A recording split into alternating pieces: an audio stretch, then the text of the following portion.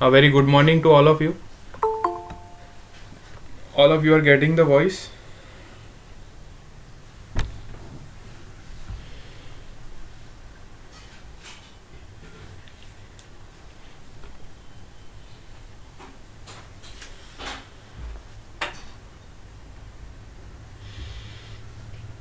Yes, very good morning once again.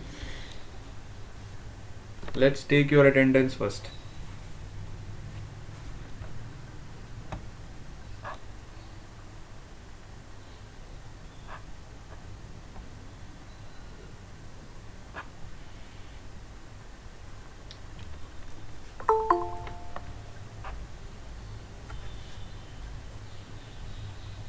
Kirmi,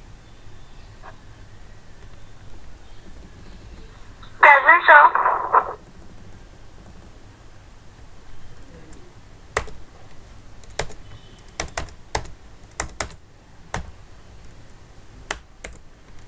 Angel,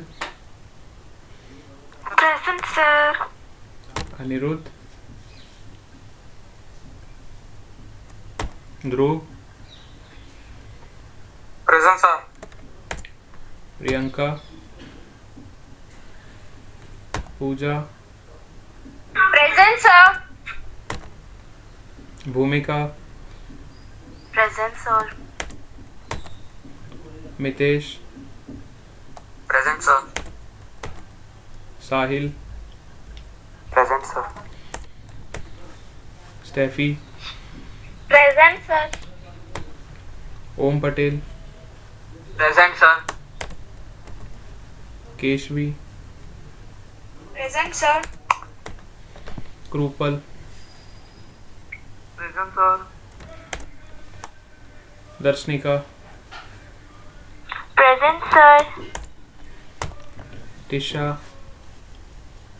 Present, sir. Darshit,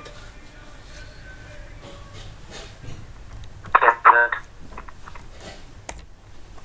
Vansh, Present, sir. Mayur, Present, sir. Khushbu, Present, sir. Nirali, Present, sir. Lisa, Present, sir. Tanushri, Present, sir. Deep, Present. Tanvi, Present, sir. Shivani, Kanil, Present. Sanjo, Present, sir. Aditi, Zeel, Abban, Disha. SPV students, Aditya, Present, sir.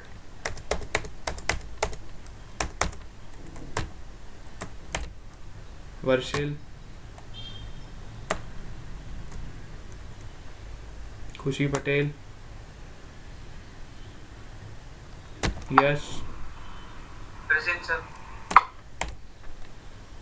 नील, Present, sir. भावना, Present, sir. ध्रुव, Present, sir. Vraj, चंदन, Sir, Varshil present. Chandan present, sir.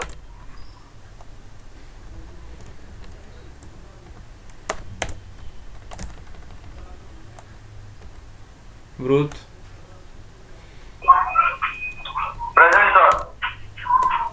अभिषेक, Present, sir. कुश, Present, sir. Priyanshi, Present, sir. धार्मिक, लक्ष्य,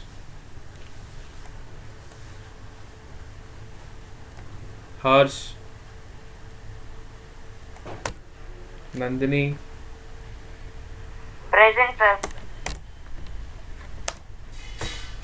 Manisha, Present, sir. Sanjana, Present, sir.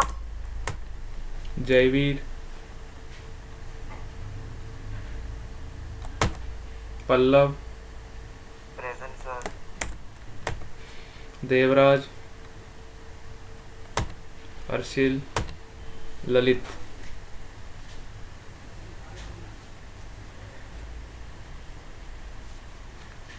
Lalit, चलो हो गया attendance. Anyone is remaining, let me know, otherwise I will start the class.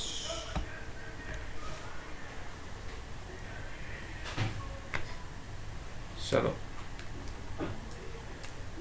Attendance देने के बाद 2 जने meeting से जा चुके हैं, उन 2 जनों को पकड़ो। अब मेरे को यही काम रह गया ना, डिटेक्टर बन जाऊं, डिटेक्टर का काम करता हूँ। कौन बच्चा अटेंडेंस दे के गायब हो जाता है? हाँ सर। बड़े गंदे बच्चे हैं, सिर्फ अटेंडेंस देने आते हैं, सर को उल्लू बनाते हैं। Very bad. It is not expected from your side. चलो,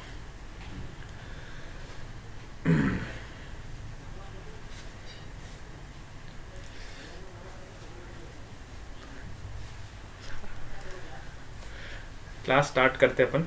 जो पढ़ने वाले हैं वो पढ़ ही लेंगे। बेटा अब तो सुधर जाओ। अब कितना सुधारूं? दिसंबर भी निकलने वाला है।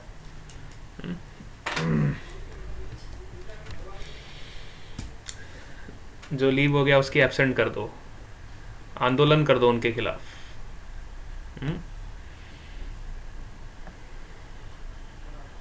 बिल्कुल आंदोलन करेंगे। ऐसे बच्चों के खिलाफ आंदोलन होना बहुत ज़रूरी है। खाली अटेंडेंस देने आते क्लास में, ये कोई तरीका है बताओ?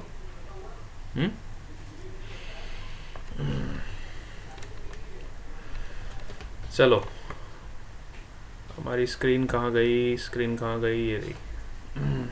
कल मैंने आपको LCR सर्किट कवर करवा दिया था ना पूरा, और LCR सर्किट के बाद हमने रेजोनेंस भी काफ़ी अच्छे से कवर कर लिया था कल की क्लास में। LCR एंड रेजोनेंस वाला टॉपिक हमारा कवर हो गया था। आज हम पढ़ेंगे power in AC circuit and then we will study LC oscillation. ठीक है, तो सबसे पहले हम पढ़ेंगे power in AC circuit.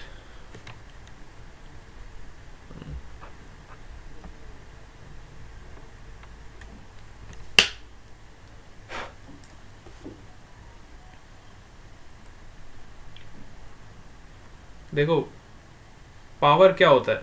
Power is defined as V into I. अभी तक हम यही इक्वेशन पढ़ते थे, है ना? जब हमारा DC सोर्स होता था, तो DC सोर्स के लिए हम पावर को किस तरह से डिफाइन करते थे? हम पावर को ऐसे लिखते थे, P is equal to V into I. ठीक है, जहाँ पे हमारा पोटेंशियल भी कांस्टेंट होता था और करंट भी कांस्टेंट होता था। ठीक है, DC सर्किट के लिए। लेकिन अब यहाँ पे आपका AC सर्किट है, DC सर्किट नहीं है। और AC सर्किट में क्या क्या लगा हुआ है? L, C, R तीनों लगे हुए हैं, तीनों कंपोनेंट्स आपके हैं। तो EMF तो हमारा फ्लक्चुएटिंग होगा, हम सबको पता है, E is equal to E not sine omega T. और करंट का हमने इक्वेशन ले लिया, अज्यूम कर लिया कि सपोज करो करंट का इक्वेशन क्या है? I is equal to I not sine omega T plus phi. हम ऐसा मान के चलते हैं कि EMF और करंट में सपोज करो फाई एंगल का फेज डिफरेंस, मतलब अगर EMF ऐसे है तो करंट और इसमें दोनों के बीच का एंगल जो है वो फाई है। अब वो फाई कुछ भी हो सकता है ना, फाई आपका +90 भी हो सकता है ना? फाई आपका -90 भी हो सकता है। अगर फाई -90 होगा, बताओ तो कौन सा सर्किट की तरह बिहेव करेगा ये? अगर करंट आपको सपोज करो इधर आ गया, मैंने इसको इस वेक्टर को रोटेट कर दिया, this is your rotating vector. Phasor का मतलब यही होता है, रोटेटिंग वेक्टर। ठीक है, फेजर का मतलब क्या होता है? It is a rotating vector. ठीक है, बात समझ आ रही है आप लोगों को? तो अगर मैं करंट के वेक्टर को नीचे रोटेट कर दूंगा तो ये कौन सा सर्किट बन जाएगा? करंट जब लैग करता है 90 डिग्री से ईएमएफ से तो कौन सा सर्किट बन जाता है? Inductive circuit. याद करो, इंडक्टर में अगर आपका प्योर इंडक्टर है तो current lag behind EMF bye 90 degree. अगर यही फाई एंगल प्लस 90 बन जाएगा तो ये आपका प्योर कैपेसिटिव सर्किट हो जाएगा। अभी यहाँ पे मैं अज्यूम कर रहा हूँ कि करंट आपका फाई एंगल बना रहा है, तो फाई एंगल बना रहा है तो ना तो ये प्योर प्लस 90 है, ना तो ये एंगल आपका प्योर माइनस 90 है, मतलब इनके बीच में कहीं कुछ एंगल है। तब ये सर्किट कैसा सर्किट कहलाता है? LCR circuit. ना तो ये प्योर कैपेसिटिव सर्किट है, ना तो ये प्योर इंडक्टिव सर्किट है, मतलब ये तीनों का मिक्सचर है ना। तो तीनों का मिक्सचर है तो मैंने अज्यूम कर लिया कि इसका जो फेस एंगल है ईएमएफ और करंट के बीच में मैंने फाई अज्यूम कर लिया और करंट का इक्वेशन मैंने लिख दिया। अब पावर का बेसिक डेफिनेशन तो सेम ही रहता है, V इंटू आई। तो अब हम क्या करेंगे, यहाँ पे ईएमएफ को आई से मल्टीप्लाई कर देंगे तो हमारा पावर का इक्वेशन क्या आ जाएगा? देखो इधर, पावर विल बी ई आई। ठीक है, पावर का इक्वेशन क्या हो जाएगा आपका? E इंटू आई। तो जैसे ही आप दोनों इक्वेशंस को मल्टीप्लाई करोगे तो you will get this term. देखो इसको मल्टीप्लाई करोगे, अब थोड़ी सी मैथमेटिक्स यहाँ पे आएगी। E की वैल्यू मैंने यहाँ से सब्सटीट्यूट कर दी which is E not sine omega T, और I की वैल्यू यहाँ से सब्सटीट्यूट कर दी which is I not sine omega T plus five. ठीक है, अब साइन ए प्लस बी को मैं क्या लिख सकता हूँ? Which is sine A cos B plus cos A sine B, sine A cos B plus cos A sine B. इस तरह से मैंने इसको एक्सपांड कर दिया साइन ए प्लस बी वाले टर्म को। जैसे आप एक्सपांड करोगे तो आपका कुछ इस तरह से इक्वेशन आ जाएगा, sign square omega T cos five plus sign omega T cos omega T cos five. इतना बड़ा सा कुछ टर्म आपको मिल जाएगा पावर। इसमें डरने की कोई चीज़ नहीं है, सिंपल एक्सपांशन ही किया यहाँ पे। मैथमेटिक्स का फॉर्मूला होता है ना साइन ए प्लस बी, ये आप लोग ऑलरेडी पढ़ के आते हो। इवन बायो वाले स्टूडेंट्स को भी ये चीज़ पता होती है कि साइन ए प्लस बी क्या होता है। साइन ए कॉस बी, ये तो 10th क्लास में पढ़ के आते हैं अपन, plus cos A sine B, है ना। तो बिल्कुल मैंने यहाँ पे वो इक्वेशन अप्लाई कर दी, तो यहाँ से मुझे पावर का इतना बड़ा सा एक इक्वेशन मिल गया। ठीक है, अब ये इंस्टेंटेनियस पावर है। कैसा पावर है? Instantaneous power. इंस्टेंटेनियस का मतलब होता है हर इंस्टेंट पे इसकी वैल्यू चेंज होगी, क्योंकि हर इंस्टेंट पे आपका टाइम का वैल्यू अलग होगा। यहाँ पे भी टाइम का फैक्टर है, यहाँ पे भी टाइम का फैक्टर है, तो हर इंस्टेंट पे आपकी पावर की वैल्यू फ्लक्चुएट करेगी। इसलिए हम इसको बोलते हैं इंस्टेंटेनियस पावर। इंस्टेंटेनियस पावर का मतलब ये होता है कि जो चीज़ टाइम के साथ चेंज करे। ठीक है, तो टाइम के साथ ये पैरामीटर आपका पूरा का पूरा चेंज करेगा पावर का। तो हमने क्या किया, एक छोटा सा टाइम इंटरवल ले लिया। हमने क्या किया, एक छोटा सा टाइम इंटरवल ले लिया dt। अब हम ऐसा मान सकते हैं कि इस छोटे से टाइम इंटरवल के लिए ये पावर जो है आपका कांस्टेंट रहेगा। छोटा सा टाइम इंटरवल मतलब आप मान लो 0.00001 सेकेंड्स। अब इस टाइम इंटरवल के लिए तो आपका पावर का वैल्यू चेंज नहीं हो जाएगा ना।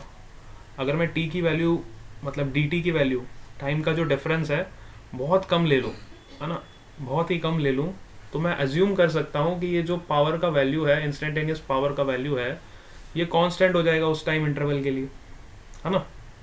तो मैंने बिल्कुल ऐसा ही किया। तो मैंने इंस्टेंटेनियस पावर को बहुत ही छोटे टाइम इंटरवल के लिए कैलकुलेट किया। तो बहुत ही छोटे टाइम इंटरवल के लिए आपका वर्क डन क्या हो जाएगा? Work done is defined as power into time, है ना। वर्क डन को हम ऐसे ही डिफाइन करते हैं ना, W is equal to P into T, power into time. Power का यूनिट क्या होता है? जूल्स पर सेकेंड, और वर्क डन टाइम का यूनिट होता है सेकेंड्स। सेकेंड से सेकेंड देखो कैंसिल हो गया, तो वर्क डन का यूनिट आपको जूल्स में कन्वर्ट हो जाएगा।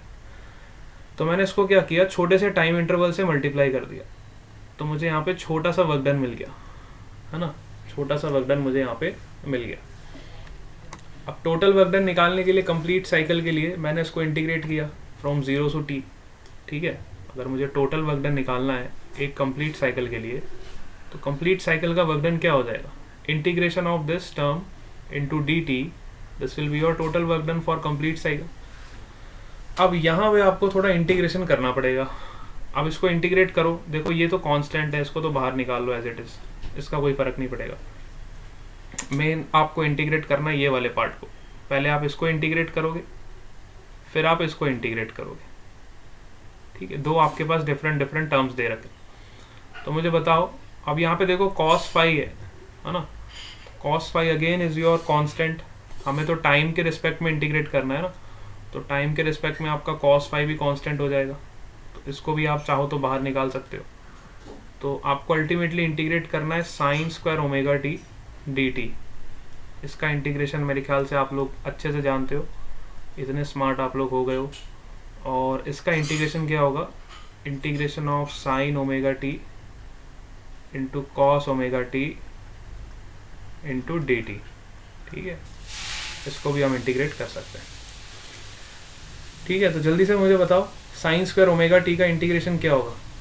What will be the integration of sine square omega T and the limits you will put from 0 to t for one complete cycle.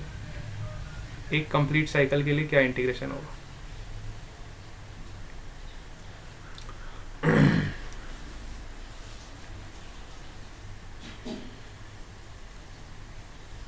Yes ऐसे इंटीग्रेट करना आप लोग जानते हो या फिर वो मैं बताऊं। मेरे को ज़रा वॉइस मैसेज दे के रिप्लाई करो। क्या कितने बच्चे इंटीग्रेशन इसका जानते हैं और कितने बच्चों को इंटीग्रेशन नहीं आता, सही सही बताओ, तो फिर मैं बता दूंगा कैसे इंटीग्रेट करना है इसको। मेरे को वॉइस मैसेज दे के रिप्लाई करो बेटा। यहाँ पे मुझे आपके कमेंट्स विजिबल नहीं होंगे। यस आता है सर। इंटीग्रेशन आता है ना। हाउ मेनी ऑफ यू से यस, सबको आता है। मैथ्स में तो पढ़ रखा होगा बेटा, ये तो बेसिक इंटीग्रेशन है। साइन स्क्वायर ओमेगा टी को चलो नहीं आता, बता देता हूँ। 1 minus cos two omega T upon 2 करके आप कन्वर्ट कर लेना। 1 minus cos two omega T upon 2, है ना, इस तरह से ही करोगे ना, इंटू डी टी। और sign omega T cos omega T को इंटीग्रेट कैसे करोगे, इसको 2 से मल्टीप्लाई करो और 2 से डिवाइड कर दो, तो ये हो जाएगा 2 साइन थीटा कॉस थीटा। तो you will gate sign 2 theta sine 2 omega T 1/2 constant. इसको इंटीग्रेट करो ओवर अ कंप्लीट साइकिल, ठीक है। अब इसका अगर आप ग्राफ देखो ना बड़े ध्यान से, साइन 2 ओमेगा टी, देखो साइन ओमेगा टी का ग्राफ ना इस तरीके से होता है। साइन ओमेगा टी का ग्राफ ना ऐसे होता है। सपोज करो ये साइन ओमेगा टी का ग्राफ है, ठीक है। तो साइन 2 ओमेगा टी का ग्राफ क्या होगा।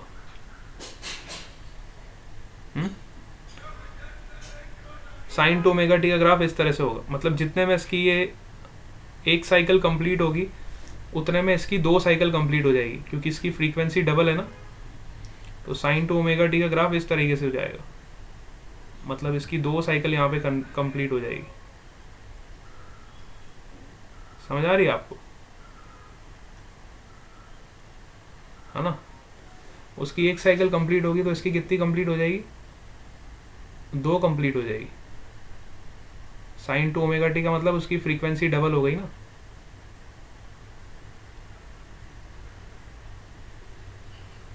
इस तरीके से आपका ग्राफ जो है वो वैलिड करेगा।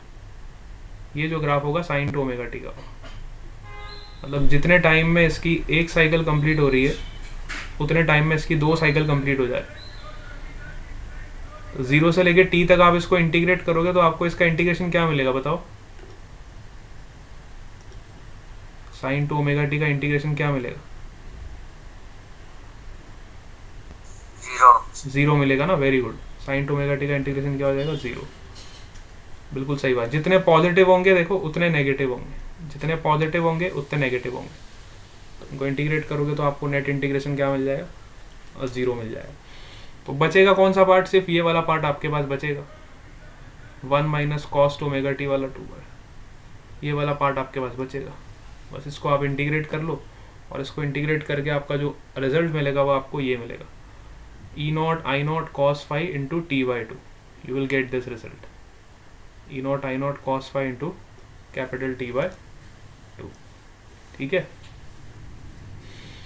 बात समझ आ गई। तो यहाँ से हमें वर्क डन का फॉर्मूला पता चल गया। अब पावर क्या होता है, देखो एवरेज पावर क्या होता है, दो तरह की पावर होती है, एक इंस्टेंटेनियस पावर होती है, एक एवरेज पावर होती है। ये जो हमने ऊपर निकाली थी ना पावर, ये हमारी इंस्टेंटेनियस पावर थी। क्यों इंस्टेंटेनियस पावर थी? क्योंकि यहाँ पे हर चीज़ें देखो टाइम के साथ वेरी कर रही है ना। जब टाइम के साथ आपकी चीज़ें वेरी हो जाती है तो वो इंस्टेंटेनियस कहलाती है। अब एवरेज पावर क्या होता है? Average power is defined as your total work done over one cycle upon total time for one cycle. Average power हम किसी भी एवरेज क्वांटिटी को इसी तरीके से डिफाइन किया जाता है कि टोटल पैरामीटर, मतलब जैसे कि एवरेज स्पीड डिफाइन करनी है तो total distance upon total time, वैसे ही एवरेज पावर को हम इस तरह से डिफाइन करेंगे which is your total work done upon total time over one cycle. तो वन साइकिल का वर्क डन तो हमने ऑलरेडी कैलकुलेट कर लिया है ना, वन साइकिल का वर्क डन हमने ऑलरेडी कैलकुलेट कर लिया, और वन साइकिल का टाइम पीरियड कितना है? टी। तो जब आप इसको टी से डिवाइड करोगे तो आपको एवरेज पावर क्या मिल जाएगा? E naught I not by 2 into cos phi, है ना। अब बड़े शानदार तरीके से इसको मैं डिज़ाइन करने वाला हूँ। इसको मैं ऐसे लिख सकता हूँ, देखो E not by root two into I not by root two into cos of five. ठीक है, बड़े शानदार तरीके से मैंने इसको सजा के लिख दिया। अब ऐसा मैंने इसलिए किया क्योंकि मुझे पता है E not by root two क्या होता है बेटा, जल्दी से बताओ, what is E not by root two? R M S E M F, बिल्कुल सही बात, E R M S. What is I not by root two? I R M S, है ना। तो यहाँ से हमें पावर का एक बहुत ही बढ़िया सा फॉर्मूला मिल जाएगा which is E R M S into I R M S into cos of five. ठीक है, this will be your average power over a one cycle. ठीक है, ये जो पावर हम निकालते हैं इसको हम बोलते हैं एवरेज पावर। अगर आपको इंस्टेंटेनियस पावर निकालना है तो आपको इस इक्वेशन को फॉलो करना पड़ेगा, यहां से आपको इंस्टेंटेनियस पावर मिलेगा,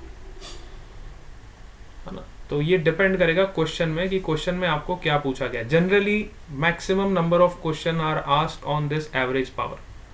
ठीक है ना। इंस्टेंटेनियस पावर पे काफ़ी कम क्वेश्चन आते हैं, क्योंकि अगर पूछेंगे भी इंस्टेंटेनियस पावर पे तो वो काफ़ी लेंदी हो जाएंगे क्वेश्चंस, है ना। सॉल्व करना मतलब आपका मैथमेटिकल कैलकुलेशन थोड़ा लेंदी हो जाएगा। तो जो ऑब्जेक्टिव क्वेश्चंस आपको पूछे जाएंगे, तो ऑब्जेक्टिव क्वेश्चंस जनरली आपके इसी फॉर्मूले पे आते हैं which is your average power, E R M S I R M S into cos phi, where cos phi is known as your power factor. Cos phi को हम क्या बोलते हैं? Power factor. और फाई को क्या बोलते हैं?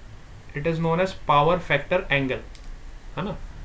Cos phi is known as your power factor. बेटा हर बार एग्जाम में ये क्वेश्चन आ ही जाता है कि फाइंड द पावर फैक्टर। तो पावर फैक्टर से बच्चों को पता ही नहीं चलता है कि पावर फैक्टर होता क्या। तो हमेशा ध्यान में रखो, पावर फैक्टर जहाँ भी आएगा वहाँ पे आपको कॉस फाई का वैल्यू फाइंड करना है। ठीक है, और पावर फैक्टर एंगल पूछेंगे तो आपको फाई का वैल्यू फाइंड आउट करना है। क्या बात समझ पा रहे हो? यस और नो? क्लियर? Yes sir. चलो ठीक है, तो ये पॉइंट अपने को क्लियर हो गया। हम आगे चलते हैं। हाँ, अब यहाँ पे देखो इन्होंने आरएमएस की जगह वर्चुअल करंट लिखा है। आप चाहो तो वर्चुअल भी लिख सकते हो, उसमें कोई दिक्कत वाली बात नहीं है, क्योंकि आरएमएस करंट के कई सारे नाम होते हैं ना।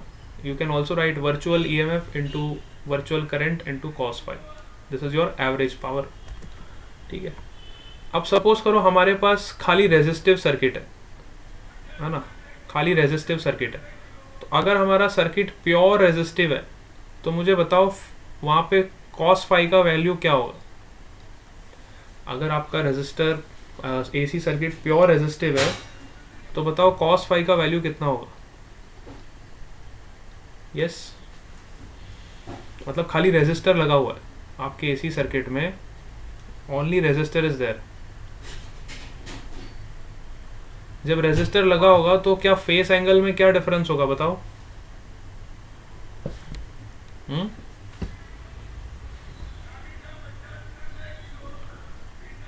आप मेरा क्वेश्चन समझ नहीं पा रहे शायद।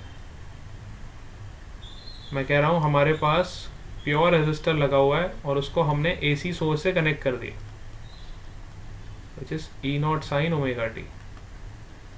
एसी सोर्स से हमने इसको कनेक्ट कर दिया। तो ईएमएफ और करंट दोनों सेम फेज में होंगे कि आउट ऑफ फेज होंगे? Same phase. सेम फेज में होंगे। अगर सेम फेज में होंगे तो उन दोनों के बीच का एंगल क्या होगा?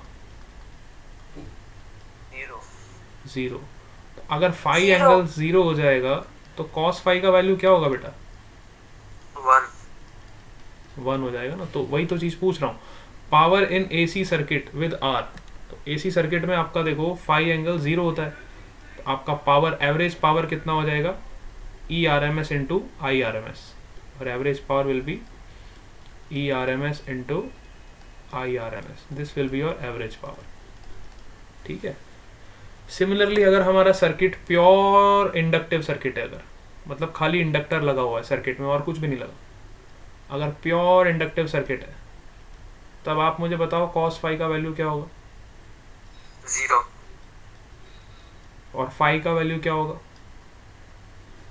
90 डिग्री। 90 डिग्री। वेरी गुड, है ना, क्योंकि हमें पता है ना करंट लैग्स बिहाइंड ईएमएफ, है ना, करंट लैग्स बिहाइंड ईएमएफ। तो करंट का फेजर डायग्राम इस तरह से आएगा और ईएमएफ का फेजर डायग्राम इधर कहीं आएगा।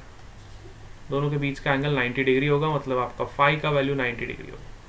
और फाई 90 हो गया तो कॉस फाई कितना हो जाएगा? 0 हो जाएगा। ठीक है। तो average power in inductor is always 0। In a pure inductive circuit the average power is always 0। Similarly अगर हमारा सर्किट प्योर कैपेसिटिव होगा तब बताओ क्या होगा? अगर खाली प्योर कैपेसिटर लगा है आपकी सर्किट में, तब बताओ पावर फैक्टर क्या होगा? कॉस फाई का वैल्यू क्या होगा?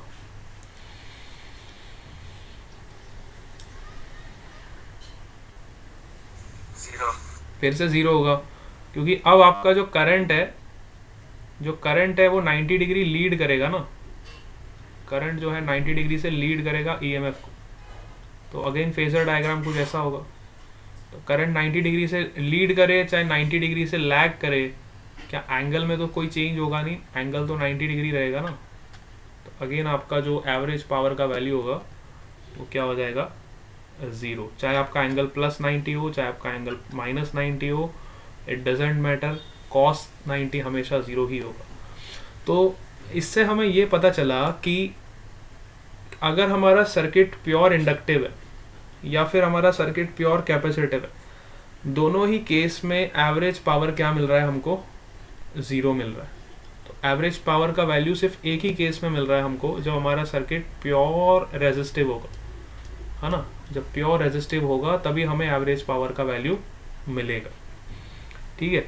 इससे आप एक चीज़ और भी समझ सकते हो कि कैपेसिटर और इंडक्टर ये दोनों एनर्जी को स्टोर करते हैं। कैपेसिटर जो होता है वो इलेक्ट्रिक फील्ड के फॉर्म में एनर्जी को स्टोर करता है ना। कैपेसिटर जो होता है वो इलेक्ट्रिक फील्ड के फॉर्म में एनर्जी को स्टोर करता है, और इंडक्टर जो होता है वो मैग्नेटिक फील्ड के फॉर्म में एनर्जी को स्टोर करता है। तो इनमें से तो कोई पावर का लॉस हो ही नहीं सकता ना, इसलिए इनका एवरेज पावर 0 आया। ठीक है, क्योंकि these both devices are basically energy storing device. चाहे आप कैपेसिटर लो चाहे आप इंडक्टर लो, एक मैग्नेटिक फील्ड के फॉर्म में एनर्जी को स्टोर करता है और दूसरा जो है वो इलेक्ट्रिक फील्ड के फॉर्म में एनर्जी को स्टोर करता है। लेकिन अगर मैं रेजिस्टर की बात करूं तो रेजिस्टर एनर्जी स्टोर नहीं करता, रेजिस्टर में से पावर का लॉस होता है, इसलिए आपको एवरेज पावर सिर्फ रेजिस्टेंस में मिला है और बाकी दो केसेस में एवरेज पावर क्या मिला है? 0 मिला है। ठीक है, यहाँ से ये बात समझने की है, because these two devices are energy storing device. Capacitor जो एनर्जी स्टोर करता है दैट इज हाफ CV², आप ऑलरेडी पढ़ चुके हो ये चीज़ें। और इंडक्टर जो एनर्जी स्टोर करता है that is your half LI²। ठीक है, ये भी हम ऑलरेडी पढ़ चुके हैं। These both two devices are energy storing device. ठीक है, तो नोट करके एक पॉइंट दिया हुआ है। चलो अब मैं इसको थोड़ा इरेज कर देता हूँ पहले स्क्रीन को, फिर हम आगे चलते हैं। यहाँ तक सबको समझ आ गया? Yes sir. यहाँ तक किसी को तो कोई डाउट नहीं ना? बहुत इंपॉर्टेंट कंसेप्ट है, क्वेश्चंस में काफ़ी काम आएगा। तो ये जितने भी केसेस मैं बता रहा हूँ ये सब आपके नोट्स में होने चाहिए। चलो अगले पॉइंट पे चलते हैं, वॉटलेस करंट। अब ये क्या होता है, what is your wattless current? ठीक है, वॉटलेस करंट को हम आइडल करंट भी बोलते हैं। It is also known as your idle current. अब ये आइडल करंट होती क्या है? देखो हम सब ने पढ़ा है अभी अभी कि एवरेज पावर को हम इस तरह से डिफाइन करते हैं, which is ERMS IRMS into cos phi. ठीक है, तो अगर मैं बड़े ध्यान से देखूं तो सपोज करो ये मेरा EMF का वेक्टर है और ये मेरा I का वेक्टर है, दोनों के बीच का फेस एंगल सपोज करो फाई है।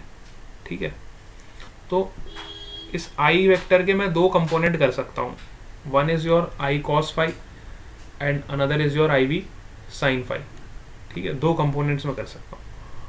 तो वर्चुअल करंट या फिर RMS करंट का जो कंपोनेंट EMF के अलॉन्ग होता है ना, वर्चुअल करंट या फिर RMS करंट का जो कंपोनेंट EMF के अलॉन्ग होता है, उस कंपोनेंट को हम बोलते हैं इफेक्टिव करंट। ये हमारी इफेक्टिव करंट होती है। जो कंपोनेंट EMF के अलॉन्ग होता है इसको हम बोलते हैं इफेक्टिव करंट। मतलब ये पावर प्रोड्यूस करने में हेल्प करती है। और इसका जो परपेंडिकुलर कंपोनेंट होता है इसको हम बोलते हैं आइडल करंट। इसका पावर प्रोडक्शन में कोई भी रोल नहीं होता, इसलिए हम इसको वॉटलेस करंट भी बोलते हैं, क्योंकि ये कोई भी पावर प्रोड्यूस नहीं कर रही ना, इसलिए इसका दूसरा नाम होता है वॉटलेस करंट।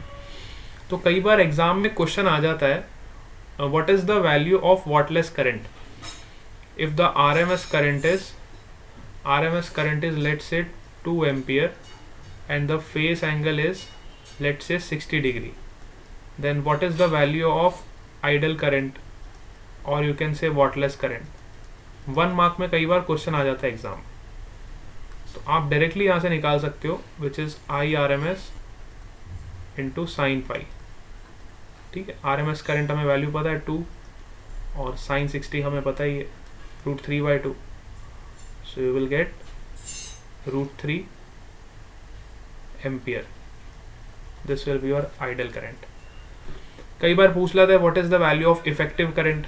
इफेक्टिव करंट पूछेंगे तो I cos फाई की वैल्यू आप निकालो। ठीक है, और जब पूछेंगे एवरेज पावर तो average power is ERMS IRMS cos phi and which current is supporting, then this current is supporting the EMF in production of power. ठीक है, IB cos phi or you can say IRMS cos phi is the current which is supporting the EMF to produce the average power. ठीक है, तो इस तरह के कई बार 1 mark में क्वेश्चंस आ जाते हैं, व्हाट इज वॉटलेस करंट।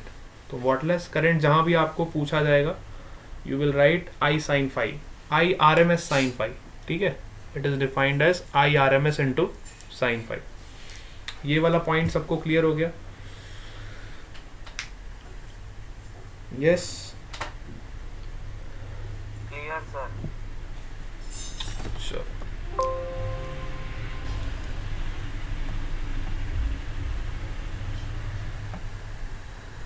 ठीक है, तो वॉटलेस करंट हमें क्लियर हो गया है ना। अब ये कुछ इंपॉर्टेंट पॉइंट्स है, इसको एक बार हम रीड कर लेते हैं। The component of IB cos phi generates the power, ये हम ऑलरेडी पढ़ चुके हैं अभी। IB cos फाई क्या करता है, पावर को जनरेट करने में हेल्प करता है। ठीक है, however the component IB sin phi does not contribute to the power along the EV, hence power generated is 0। मतलब ये कंपोनेंट पावर जनरेशन में बिल्कुल भी हेल्प नहीं करता है, IB sin फाई वाला कंपोनेंट, इसलिए हम इसको वॉटलेस करंट बोलते हैं। This component of current is called whattless current or it is also known as your idle current. ठीक है, it is also known as your idle current. बात समझ आ गई?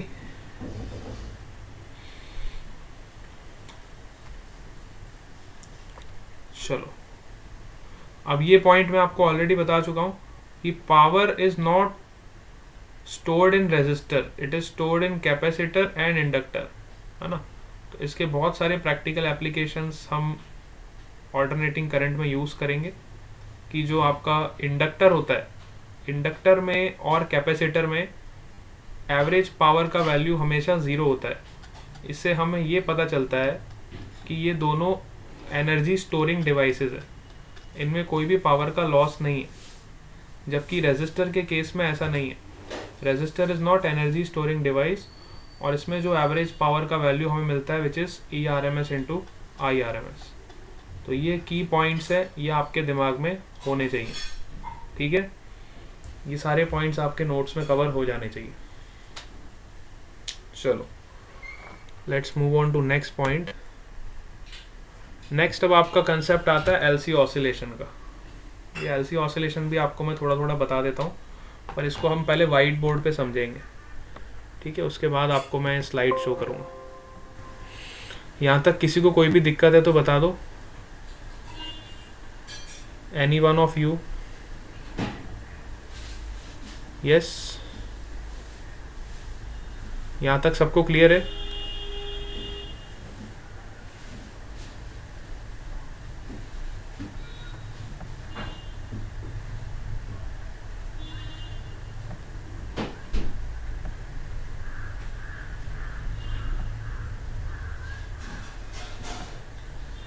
चलो बहुत बढ़िया।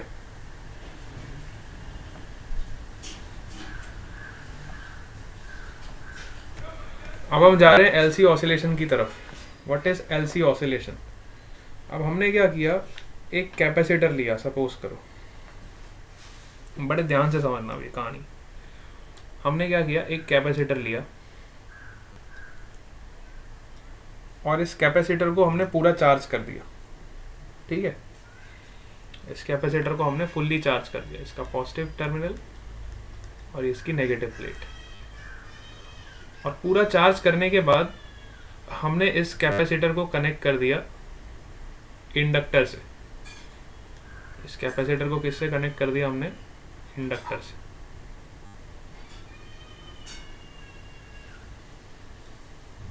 इस कैपेसिटर को पूरा चार्ज करने के बाद हमने इसको कनेक्ट कर दिया इंडक्टर से,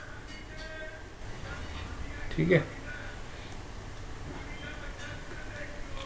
जैसे ही हमने इसको इंडक्टर से कनेक्ट किया तो कैपेसिटर से कुछ करंट फ्लो होना शुरू हो गया, मतलब कुछ चार्ज फ्लो होना शुरू हो गया, है ना। यहाँ से कुछ करंट फ्लो होना शुरू हो गया, क्योंकि कैपेसिटर तो पूरा चार्ज था ना। जैसे ही आपने इसके अक्रॉस इंडक्टर लगाया तो चार्ज फ्लो होना शुरू हो गया, है ना। इस सर्किट के अंदर करंट का फ्लो होना शुरू हो गया। अब ये कैपेसिटर इनिशियली पूरा चार्ज था। अगर मैं t=0 की बात करूं तो t=0 पे capacitor was fully charged. Capacitor was fully charged, ठीक है। एट t=0 आपका जो कैपेसिटर था वो पूरा का पूरा चार्ज था। लेकिन जैसे ही हमने इसको इंडक्टर के साथ कनेक्ट किया तो कुछ टाइम के बाद आपका चार्ज का वैल्यू डिक्रीज होना शुरू हो गया। As time increases the value of charge on this capacitor start decreasing. At the same time the value of current is starting increasing, means you can say that current is increasing and charge is decreasing with respect to time. जैसे जैसे time बढ़ता गया तो current तो increase हो रहा है ना, क्योंकि यहाँ से ज़्यादा चार्ज फ्लो कर रहा है, लेकिन कैपेसिटर का चार्ज कम होता जा रहा है। कैपेसिटर का जो चार्ज है वो टाइम के साथ कम हो रहा है, लेकिन सर्किट का जो करंट है वो टाइम के साथ इंक्रीज हो रहा है, ठीक है। कैपेसिटर का साथ चार्ज जो है वो टाइम के साथ कम होता जा रहा है क्योंकि वो डिस्चार्ज होना शुरू हो गया, है ना। और जो सर्किट का करंट है वो टाइम के साथ इंक्रीज हो रहा है, ठीक है।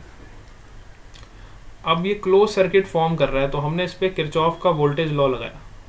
It is forming a close circuit, so I have applied the Kirchhoff voltage law. Close circuit form कर रहा है, देख लो।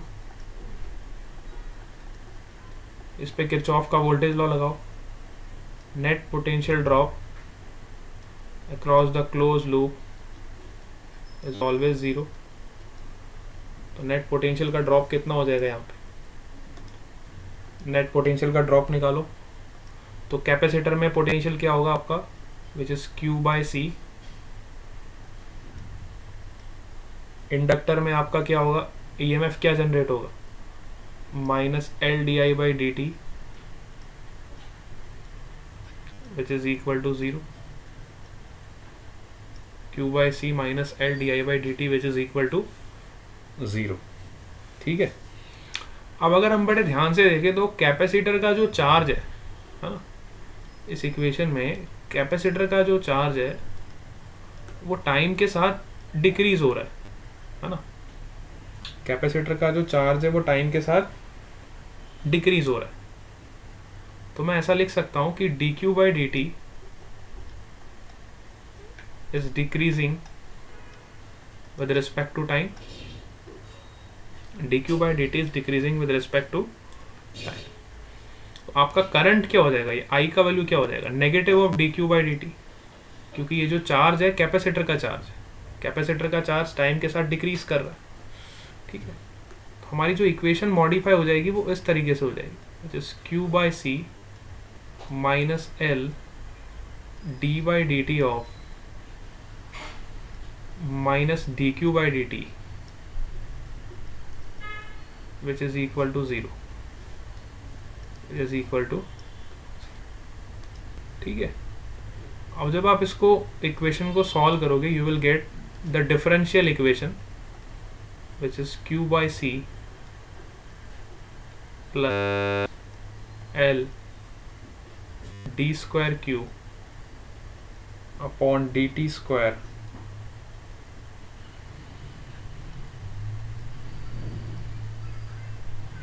है ना, which is equal to 0।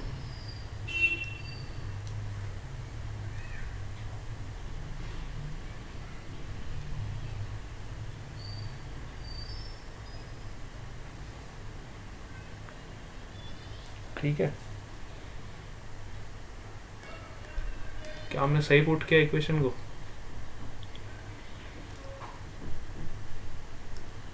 एक बार चेक करो इसको।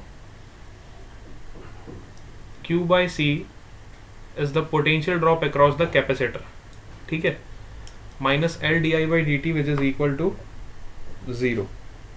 ठीक है,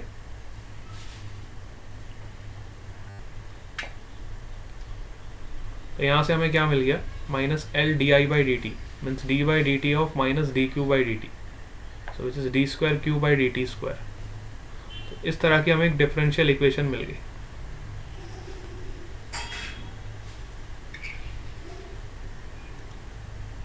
ठीक है,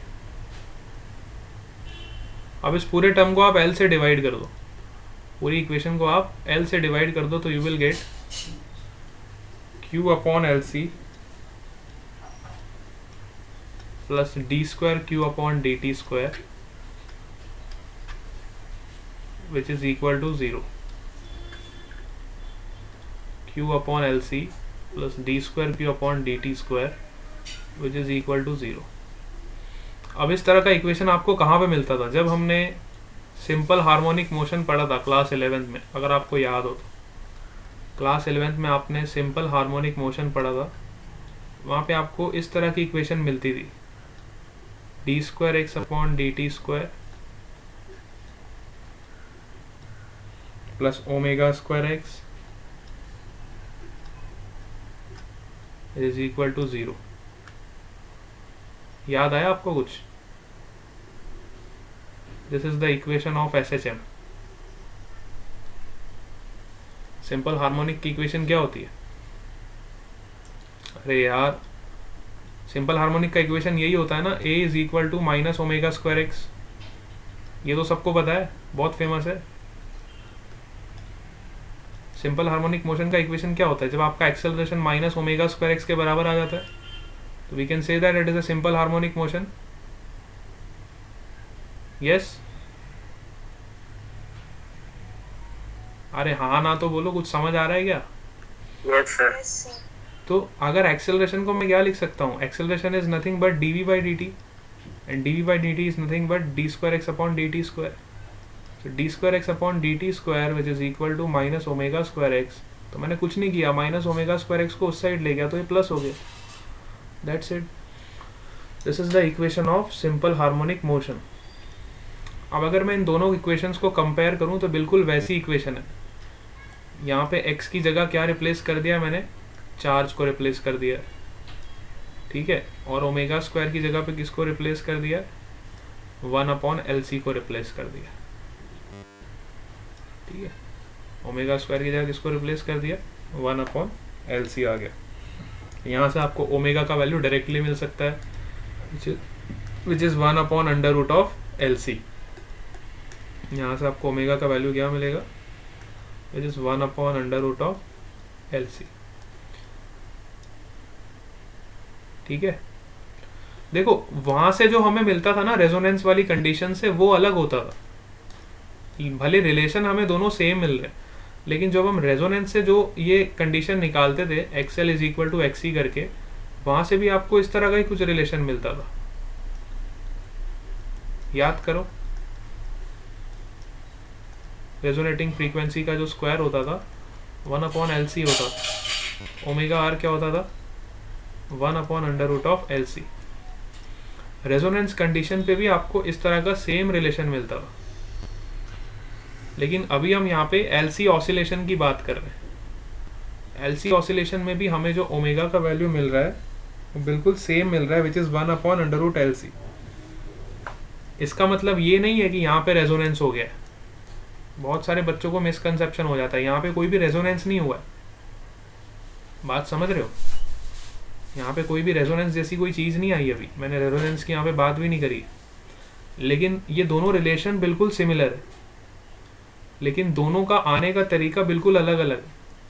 देखो जो LC ऑसिलेशन का इक्वेशन है वो हमें यहाँ से मिला है, डिफरेंशियल इक्वेशन से, लेकिन जो रेजोनेंस कंडीशन का इक्वेशन होता था वो हमें रेजोनेंस की कंडीशन से मिला। This is the condition of resonance. यहाँ से भी हमें सेम रिजल्ट मिलता है और यहाँ से भी हमें सेम रिजल्ट मिलता है। इसका मतलब ये नहीं है दोनों कंसेप्ट सेम है, ठीक है। This is the part of LC oscillation. तो कई बार जिन बच्चों को मान लो पता नहीं होता ना, तो उन्हें खाली एक फॉर्मूला याद होता है, omega is equal to 1/√LC। तो जिनको कंसेप्ट नहीं पता होता ना, वो क्वेश्चन में खाली देखते हैं, ओमेगा पता है, L पता है, C पता है, चलो फॉर्मूला लगा दो, आंसर आ गया। क्वेश्चन पढ़ा ही नहीं उन्होंने कि रेजोनेंस का क्वेश्चन पूछा हुआ है कि LC ऑसिलेशन का क्वेश्चन पूछा हुआ है। लेकिन आंसर दोनों जगह से सेम आ जाता है, क्योंकि ऑब्जेक्टिव में तो आंसर डायरेक्ट निकालना होता है, ठीक है। लेकिन अगर आप कंसेप्चुअली जाओगे तो conceptually this relation is derived from your differential equation. ये LC ऑसिलेशन का कंसेप्ट ये हमने डिफरेंशियल इक्वेशन से निकाला, ठीक है। और जो दूसरा वाला कंसेप्ट है वो रेजोनेंस का कंसेप्ट। हालांकि दोनों में रिजल्ट्स बिल्कुल हमें सेम मिल रहे हैं, दोनों के रिजल्ट्स बिल्कुल ही हमें सेम मिल रहे हैं, ठीक है। तो this is the part of LC oscillation, ठीक है। अब इस LC ऑसिलेशन को समझने की कोशिश करते हैं कि असली में होता क्या है ना। आप इसको चाहो तो एक स्प्रिंग और मास सिस्टम से कंपेयर कर सकते हो। जैसे हमारा स्प्रिंग और मास सिस्टम होता था ना, मैं इसको काफ़ी डिटेल में आपको अब एक्सप्लेन कर दूंगा। जैसे आपका स्प्रिंग और मास सिस्टम होता था, तो स्प्रिंग और मास सिस्टम में ऑसिलेशन होता था, अगर आपको याद हो तो। अगर मैं एक स्प्रिंग को एक मास से कनेक्ट कर दूं, ठीक है, एक स्प्रिंग को एक मास से कनेक्ट कर दूं जिसका स्टिफनेस K है, ठीक है, इसको थोड़ा सा मैं अंदर फोर्स अप्लाई कर दूं तो ये ऑसिलेट करना शुरू कर देगा, ऑसिलेट करना स्टार्ट कर देगा। तो अब डिफरेंट डिफरेंट पॉइंट्स पे हम एनर्जी कैलकुलेट करते थे, है ना। जब इसकी पोटेंशियल एनर्जी मैक्सिमम होती थी, विच इज हाफ kx², तो काइनेटिक एनर्जी क्या हो जाती थी, 0 हो जाती थी। जब काइनेटिक एनर्जी मैक्सिमम होती थी, विच इज हाफ mv², तो पोटेंशियल एनर्जी क्या हो जाती थी, 0 हो जाती थी। और इन द मिड वे इस ब्लॉक के पास दोनों एनर्जीज होती थी, काइनेटिक एनर्जी भी होती थी प्लस पोटेंशियल एनर्जी भी होती थी। इसके बीच में इसके पास दोनों एनर्जी होती थी, लेकिन कंसेप्ट ये था कि इसकी टोटल एनर्जी हमेशा कंजर्व रहती थी। टोटल एनर्जी जो होती थी in all the cases it is always conserve. Total energy in all the cases always conserve. Similarly यहाँ पे भी हम बिल्कुल वही कंसेप्ट पढ़ेंगे, लेकिन यहाँ पे हम चार्ज के फॉर्म में पढ़ेंगे। अब चार्ज के फॉर्म में कैसे पढ़ेंगे, सपोज करो ये हमारा कैपेसिटर है, ठीक है, बिल्कुल इसको स्प्रिंग मास सिस्टम की तरह आप रिलेट करते हुए चलो। सपोज करो ये हमारा कैपेसिटर है, t इक्वल टू 0 पे हमने इस कैपेसिटर को इंडक्टर से कनेक्ट कर दिया। जैसे ही आपने इसको कनेक्ट किया तो हुआ क्या, इनिशियली जितनी पोटेंशियल एनर्जी है वो सारी की सारी कैपेसिटर के पास स्टोर्ड है। जितनी पोटेंशियल एनर्जी है वो सारी की सारी किस पे स्टोर्ड है, कैपेसिटर पे स्टोर्ड है in the form of electric field. Electric field के फॉर्म में इसके पास जो एनर्जी है which is you can write half CV² और यू कैन से Q²/2C। ठीक है, बात समझ आई? एट t इक्वल टू 0 पे अगर मैं बात कर रहा हूँ, t इक्वल टू 0 पे सारी एनर्जी किसके पास है, इसके पास। इंडक्टर के पास कोई भी एनर्जी नहीं है। Energy stored in inductor is 0, energy stored in capacitor is maximum. तो अब आप इसको स्प्रिंग मास सिस्टम से कंपेयर करके देखो, ये बिल्कुल वही केस है जब आपकी स्प्रिंग का एम्पलीट्यूड मैक्सिमम है और सारी की सारी एनर्जी आपकी पोटेंशियल एनर्जी के फॉर्म में स्टोर्ड है विच इज हाफ KA²। और इस टाइम पे काइनेटिक एनर्जी क्या है, 0। इस टाइम पे आपकी काइनेटिक एनर्जी क्या है, 0।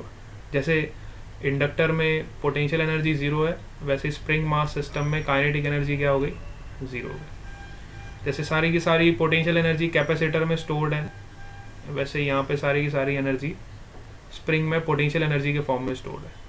मतलब दोनों को कंपेयर करते हुए चलो तो समझने में काफ़ी आसानी हो जाएगी। जैसे इसमें ऑसिलेशन होता था, यहाँ पे ऑसिलेशन होता था, वैसे यहाँ भी ऑसिलेशन होगा। यहाँ पे चार्ज का ऑसिलेशन हो रहा है, एनर्जी का ऑसिलेशन हो रहा है between capacitor and inductor. Capacitor से एनर्जी इंडक्टर पे जाती है, फिर इंडक्टर से एनर्जी कैपेसिटर पे आती है, फिर कैपेसिटर से इंडक्टर पे जाती है, फिर इंडक्टर से कैपेसिटर पे जाती है, फिर कैपेसिटर से इंडक्टर पे जाती है, इंडक्टर से कैपेसिटर। तो this is the oscillation of energy, this is the oscillation of energy. यहाँ पे आपका एनर्जी का ऑसिलेशन हो रहा है। बात समझ आ रही है? अच्छा, कुछ टाइम बाद क्या होगा, सपोज करो जैसे जैसे आपका टाइम इंक्रीज होता जाएगा, जैसे जैसे आपका टाइम इंक्रीज होता जाएगा तो कैपेसिटर की एनर्जी डिक्रीज होनी शुरू हो जाएगी। कुछ टाइम के बाद इस कैपेसिटर की जो एनर्जी है डिक्रीज होनी शुरू हो जाएगी। जैसे टाइम आपका इंक्रीज होगा तो कैपेसिटर की एनर्जी क्या होगी, कैपेसिटर की एनर्जी Q²/2C से कुछ कम हो जाएगी। ये तो मैक्सिमम एनर्जी इसने स्टोर करी थी, इससे कुछ एनर्जी इसकी कम हो जाएगी, लेकिन उसके पास कुछ एनर्जी तो होगी ना। तो उसको मान लेते हैं, let's say it is UI। ठीक है, कुछ एनर्जी इसके पास अभी भी है कैपेसिटर के पास, और कुछ एनर्जी किसके पास ट्रांसफ़र हो गई, इंडक्टर के पास। इंडक्टर के पास भी कुछ एनर्जी आ गई, लेट्स से LI, है ना। कुछ एनर्जी आपकी इंडक्टर के पास भी आ गई। तो यहाँ पे मैग्नेटिक फील्ड क्रिएट होनी शुरू हो गई। इंडक्टर के पास एनर्जी किस फॉर्म में स्टोर होती है, मैग्नेटिक फील्ड के फॉर्म। तो यहाँ पे जो इलेक्ट्रिक फील्ड है थोड़ी सी रह जाएगी और मैग्नेटिक फील्ड भी थोड़ी इंक्रीज हो जाएगी। कुछ टाइम के बाद क्या होगा, इलेक्ट्रिक फील्ड की इंटेंसिटी और कम होती जाएगी, है ना।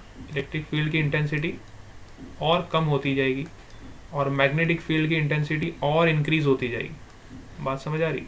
मैग्नेटिक फील्ड की इंटेंसिटी और इंक्रीज होती जाएगी। एक टाइम ऐसा आएगा जब इलेक्ट्रिक फील्ड पूरी 0 हो जाएगी यहाँ पे, और सारी की सारी एनर्जी किस में स्टोर हो जाएगी, इंडक्टर के अंदर स्टोर हो जाएगी, है ना। ये बिल्कुल वही केस है कि सारी की सारी एनर्जी आपकी काइनेटिक एनर्जी में कन्वर्ट हो गई। अगर मैं स्प्रिंग ब्लॉक सिस्टम की बात करूं तो ये वो केस है जब आपकी सारी एनर्जी काइनेटिक एनर्जी में कन्वर्ट हो जाएगी और पोटेंशियल एनर्जी आपकी 0 हो जाएगी। बात समझ आ रही है? तो इस तरह से हम कंपेयर करते हुए चल रहे हैं, है ना। तो जैसे स्प्रिंग ब्लॉक सिस्टम में काइनेटिक एनर्जी पोटेंशियल में कन्वर्ट होती थी, फिर पोटेंशियल एनर्जी काइनेटिक में कन्वर्ट होती थी, वैसे ही यहाँ पे जो कैपेसिटर की एनर्जी है जो इलेक्ट्रिक फील्ड के फॉर्म में स्टोर हो रही है वो कन्वर्ट हो रही है इंडक्टर की एनर्जी में जो मैग्नेटिक फील्ड के फॉर्म में स्टोर हो रही है। फिर कुछ टाइम बाद मैग्नेटिक फील्ड की एनर्जी कन्वर्ट हो रही है वापस इलेक्ट्रिक फील्ड की एनर्जी में। तो इस तरह से एनर्जी का ऑसिलेशन हो रहा है। ठीक है, इस तरह से एनर्जी का क्या हो रहा है, ऑसिलेशन हो रहा है। क्या आप इस बात को समझ पा रहे हो? यस और no? All of you are getting this?